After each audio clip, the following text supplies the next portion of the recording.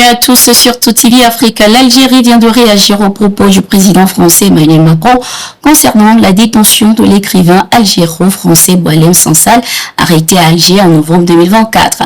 Dans un communiqué du bureau de l'Assemblée populaire nationale APN, l'Algérie a qualifié les déclarations du président français d'émission éhontées et inacceptables dans une affaire interne du pays. L'institution a également estimé qu'il s'agissait d'une tentative du président français de déformer l'image de l'Algérie et de ses institutions souveraines.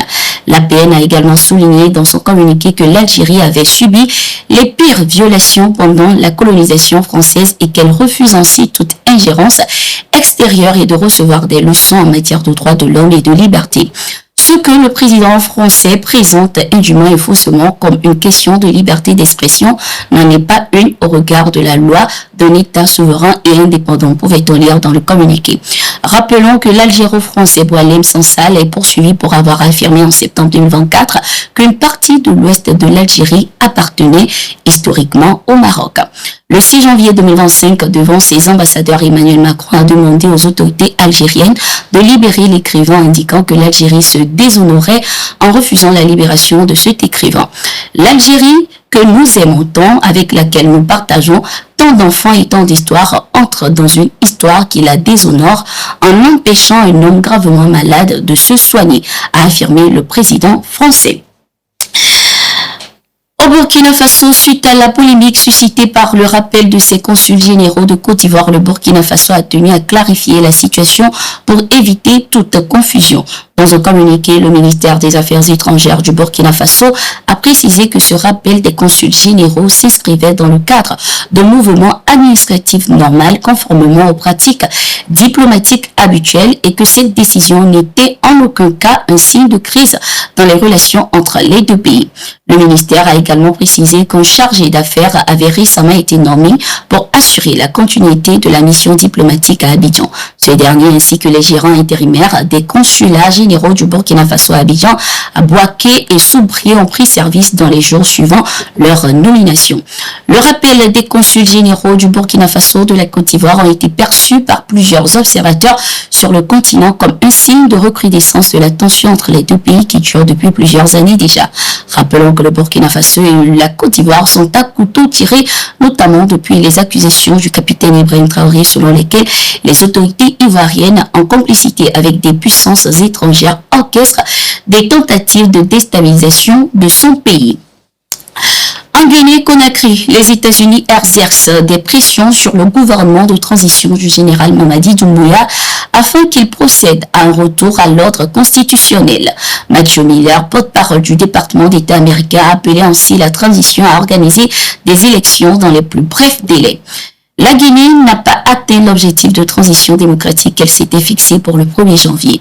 Nous demandons à un gouvernement de transition d'adopter un chronogramme et les étapes claires pour le référendum constitutionnel et les élections démocratiques et nous appelons à un processus transparent et inclusif qui engage tous les Guinéens, a-t-il déclaré. Dans son adresse de Nouvel An à la Nation, le général Mamadi Doumbouya a annoncé l'organisation des élections cette année 2025 pour permettre la transition vers un gouvernement civil.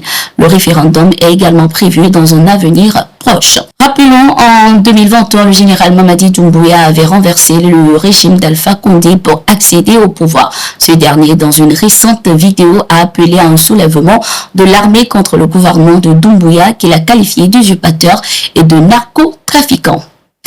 Toujours avec la Guinée, ce 7 janvier 2025, l'opposant Aliouba a été condamné à 2 ans de prison par le tribunal correctionnel de Kaloum. Il a été reconnu coupable d'offense et de diffamation à l'encontre du chef de l'État, le général Mamadi Doumbouya. Président du mouvement démocratique libéral Aliouba critiquait régulièrement le pouvoir de Mamadi Doumbouya, l'accusant même de trahir ses promesses. Lors d'un meeting, l'opposant a appelé les chefs religieux guinéens à sortir de leur silence sur la situation du pays. Il lui a également reproché d'avoir qualifié d'incompétents des militaires au pouvoir avec à leur tête le général Mamadi Doumbouya. Direction le Congo à présent. Les autorités du pays prennent des décisions sévères, voire drastiques, pour lutter contre l'insécurité dans le pays. Elles ont lancé l'opération Zéro Kuluna Ndobo, qui signifie Zéro bandit urbain. Cette opération a permis l'arrestation de plusieurs suspects qui ont ensuite été jugés dans le cadre de procès expéditifs. Le ministre de la Justice a indiqué qu'à partir de décembre 2024, pas moins de 11 procès avaient eu lieu, menant à la condamnation à mort de plusieurs dizaines de jeunes. Selon le ministre de la Justice, ces individus âgés de 18 à 35 ans étaient des voleurs à main armée, ajoutant qu'ils étaient souvent des multirécidivistes et représentaient une menace non seulement pour la population mais aussi pour les autorités pénitentiaires. Certains d'entre eux ont même déjà montré ou démontré leur capacité à briser les menottes. Le ministre de la Justice a ainsi précisé que la peine de mort serait appliquée après l'épuisement des recours. Pour leur exécution, ces condamnés sont transférés dans des prisons de haute sécurité telles que celles d'Angenja et de Luzumo. De nombreuses organisations internationales ont exprimé leur indignation face à cette décision d'appliquer la peine capitale, mais les autorités congolaises restent déterminées à aller jusqu'au bout. C'était tout pour cette édition de Gatingo. Merci d'être resté avec nous. Nous sommes en continu sur nos différentes plateformes.